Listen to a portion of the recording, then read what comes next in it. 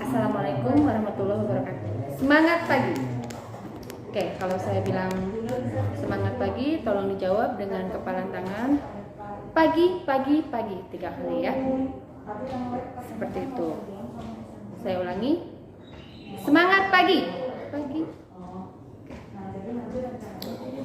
Baik, peribahasa mengatakan tak kenal maka tak sayang. Nama saya Eva. Kalian cukup memanggil saya dengan sebutan Ibu Eva. Semuanya udah siap ya? Oke. Materi yang akan saya sampaikan yaitu mengenai cara belajar efektif. Maksud dari kata efektif ini adalah dengan waktu yang singkat tapi tepat dan padat. Sampai di sini paham maksud tujuan materi saya? Sebelum mulai, kita baca doa dulu. Tolong dibiasakan setiap memulai segala sesuatu kita harus berdoa dulu, ya minimal dengan mengucap basmalah. Kita baca doa sebelum belajar. Bismillahirrahmanirrahim. Robbi zidni ilman warzuqni fahman. Oke, kita mulai. Belajar. Setiap manusia memiliki kewajiban untuk belajar atau tolab ilmu. Sesuai dengan hadis, tolabul ilmu faridotun ala kulli muslimin wal muslimah. Jadi menuntut ilmu atau belajar itu wajib. Atau ada juga hadis tolab ilmu minal mahdi ilalahdi. Menuntut ilmu dari buayan ibu atau sejak lahir sampai masuk liang lahat. Nah, dari buayan ibu kita juga sudah belajar makan, berdiri, berbicara. Karena kan kita baru lahir tidak langsung berbicara ya seperti ini tutur katanya. Mamam ya, banyaklah bahasa-bahasa anak kecil, mungkin kalian juga tahu ya. Nah, berdasarkan hadis tersebut, mencari ilmu itu wajib, tolab ilmu itu wajib, maka kita harus belajar.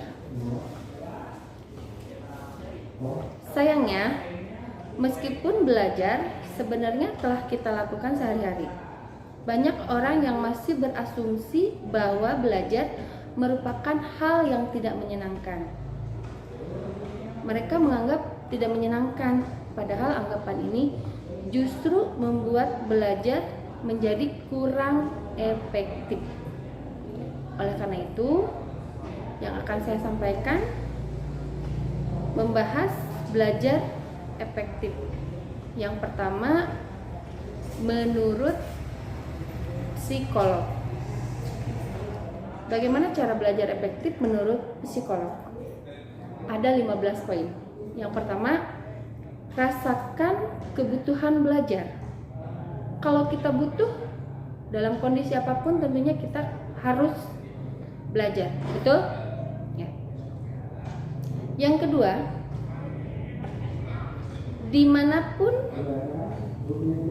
belajar, kita harus suka. Contoh, kalian ketika masuk SD ya mungkin suasananya seperti ini, seperti itu, tapi kan lama-lama suka, menyenangkan begitu. Yang ketiga, cicil pelajaran sedikit demi sedikit. Jangan terlalu banyak waktu untuk belajar dalam satu waktu. Maksudnya misalnya air, kalau misalkan kita isi langsung kan otomatis banyak yang keluar juga. Tapi kalau kita menabung, menyicil, mengisinya, nah seperti itu, insya Allah ilmunya akan cepat diserap gitu. Yang ketiga, bagi waktu belajar. Ada baiknya membuat jadwal, membagi kapan kita harus belajar kapan kita harus beristirahat? Karena kan kalau misalkan kita belajar secara terus-menerus, kita tidak akan mampu menyerap pelajaran tersebut.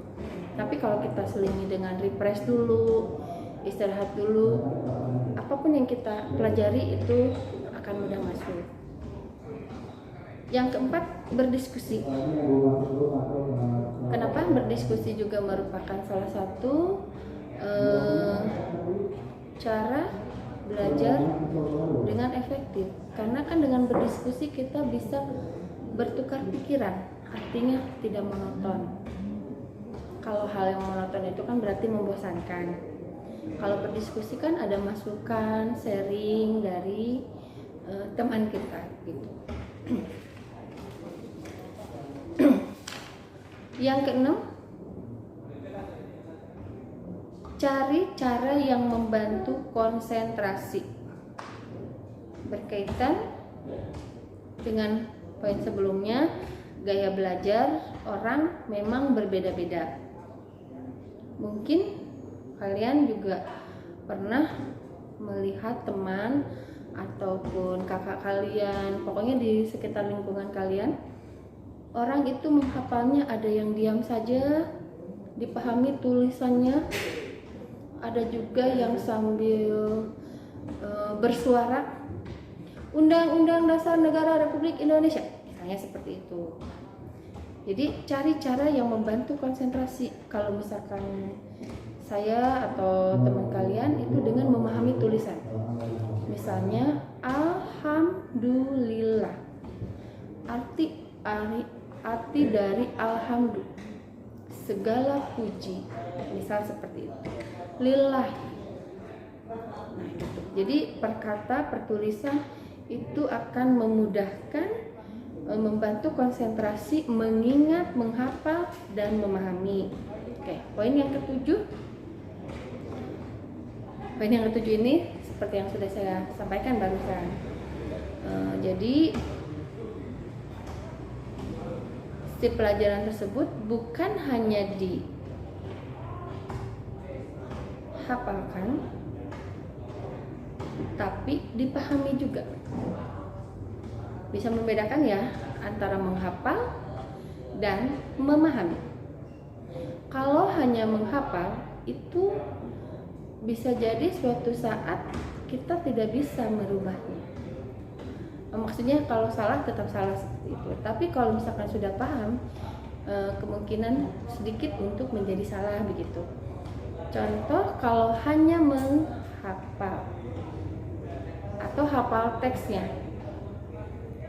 Maaf, mungkin kalian sekarang ini kan tahu ya, lagi banyak TikTok contoh lagu India. Liriknya seperti ini. Itu kan hanya apa? Hafal, tapi tidak paham teks yang sebetulnya apa. Atau misalnya contoh dalam surat Al-Fatihah. Kalau anak-anak hanya hafal am ta alaihim, padahal yang betul bukan am ta. Yang betul adalah am ta. Jadi arti kata am ta entah apa maksudnya, sedangkan am ta itu ada dalam bahasa Arab arti yang sesungguhnya. Jadi begitu apa yang dimaksud dengan hanya hafal dan paham. Oke. Poin yang ke-8, jangan malu bertanya. Peribahasa mengatakan malu bertanya sesat di jalan. Apakah kita akan menjadi tersesat karena hanya malu untuk bertanya? Jadi jangan segan-segan untuk bertanya. Poin yang ke-9, coba terus meski gagal.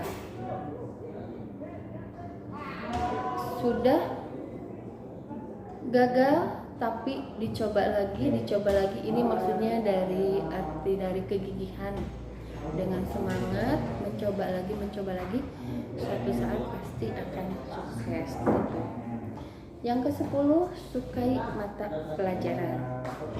Nah, kenapa kita harus suka mata pelajaran? karena sangat berpengaruh terhadap keefektifan dan keberhasilan belajar kita.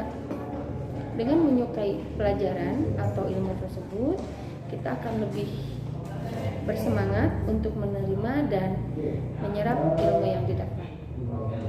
11. Manfaatkan fasilitas yang tersedia. Di zaman sekarang, fasilitas belajar yang tersedia tidak hanya berupa buku pelajaran atau kumpulan soal dari sekolah. Kita belajar dari internet, video, televisi yang menyediakan tayangan edukatif sekarang banyak ya. Manfaatkan fasilitas-fasilitas tersebut. Ya, dengan internet kan bisa lebih banyak, atau video tayangan edukasi yang telah dikemas semenarik mungkin, sesederhana mungkin, yang akan mencerna materi yang diberikan. Poin yang ke-12, membuat review atau peta materi. Nah, dengan peta materi atau konsep dari materi yang dipelajari itu akan lebih memudahkan kita untuk memahami. Nah, contoh misalnya seperti yang saya sampaikan sekarang, cara belajar efektif. Poin A tadi menurut psikolog ada 15 poin. Di antaranya apa? Tadi yang sudah disebutkan 12. Nah, sekarang yang ke-13-nya membuat kesimpulan. 14-nya cobalah membuat latihan soal. Dan yang ke-15 jangan lupa berdoa. Ditutup dengan berdoa. Belajar merupakan usaha kita untuk menjadi seseorang yang pintar dan berguna. Namun tidak ada usaha yang sempurna tanpa diiringi doa. Oleh karena itu, jangan lupa berdoa sebagai pelengkap usaha kita agar menjadi berkah dan bermanfaat. Oke, itu poin yang pertama yang saya sampaikan, cara belajar efektif menurut psikolog. Yang kedua, atau poin B-nya, cara belajar efektif menurut penelitian. Di masa-masa penuh ujian seperti ini, belajar rasanya menjadi suatu keharusan. Kadang tuntutan untuk belajar itu bukan hanya datang dari diri sendiri, tapi juga dari orang tua. Tidak jarang orang tua menuntut kita untuk terus-menerus belajar.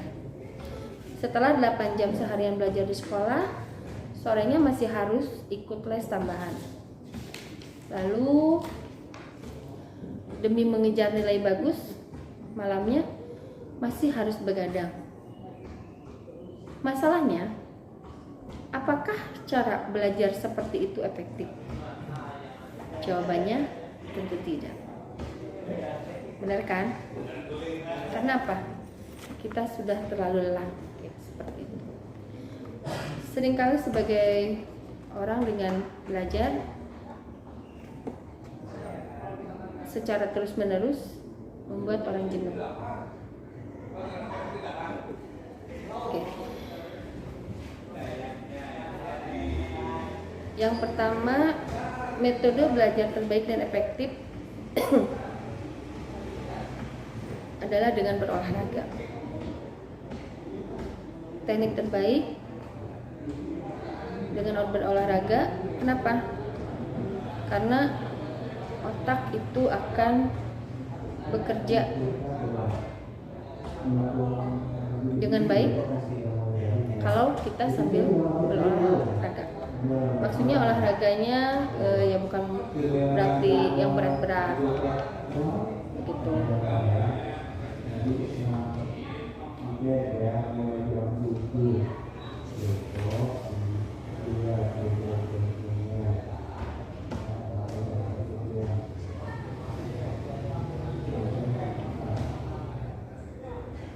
Ya, teknik terbaik yang bisa kamu terapkan sebelum ujian, misalnya olahraga karena kelihatannya tidak nyambung, tapi teman kamu yang ambisius, yang mungkin mending waktu olahraganya dipakai untuk ngurung diri, mengerjakan latihan soal seperti itu. Jadi olahraga tuh hanya dalam bahasa secara halusnya pemanasan gitu, pemanasan latihan-latihan soal itu maksudnya. Yang kedua, teknik belajar. Teknik belajar itu tadi sudah disampaikan bahwa setiap orang mempunyai teknik dan cara belajar masing-masing, dan setiap orang punya cara bagaimana agar belajarnya bisa enjoy. Seperti yang sudah disebutkan di awal tadi, ada yang dengan cara suara keras atau sambil mendengarkan musik atau sambil ngemil, seperti itu. Sebenarnya cara efektif dengan singkat itu waktunya yang pendek-pendek. Pernah mendengar kata belajar sistem kebut semalam atau SKS? Itu tolong dihindari ya. Kenapa? Karena itu akan membuat kita bisa jadi stres, karena kebanyakan yang ada bukan masuk, malah kita tambah pusing atau kram otak, dimana otak sudah tidak mampu mengingat gitu. Jadi yang pertama, tentukan topik yang mau kalian pelajari. Yang kedua, pasang stopwatch. Yang ketiga, fokus. Keempat, istirahat, jangan lupa. Contoh seperti itu. Jadi setiap belajar kalian harus beristirahat.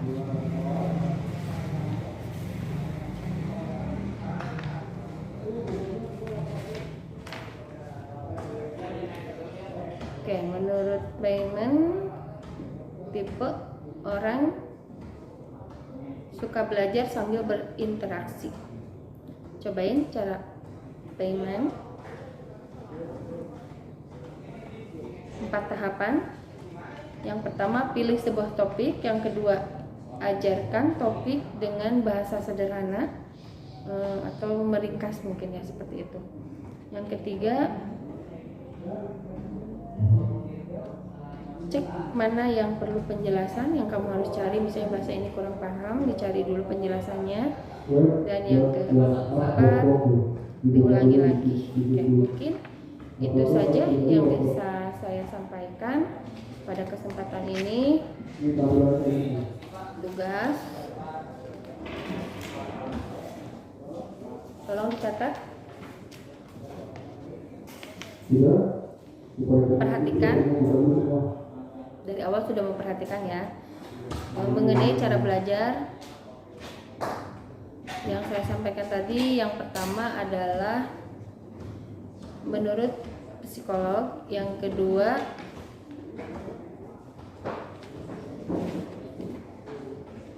menurut penelitian, yang kedua buat rangkuman,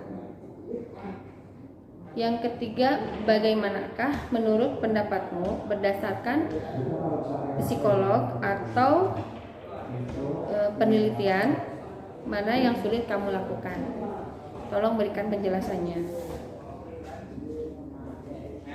Pertanyaan selanjutnya, berdasarkan soal barusan, adakah solusi yang dapat kamu usahakan sehingga kesulitan yang kamu rasakan dapat diupayakan untuk bisa dilakukan? Baik, mungkin itu saja dari saya. Terima kasih atas perhatiannya. Mohon maaf atas kekurangannya. Semoga bermanfaat. Billahi taufiq wal hidayah. Wassalamualaikum warahmatullahi wabarakatuh.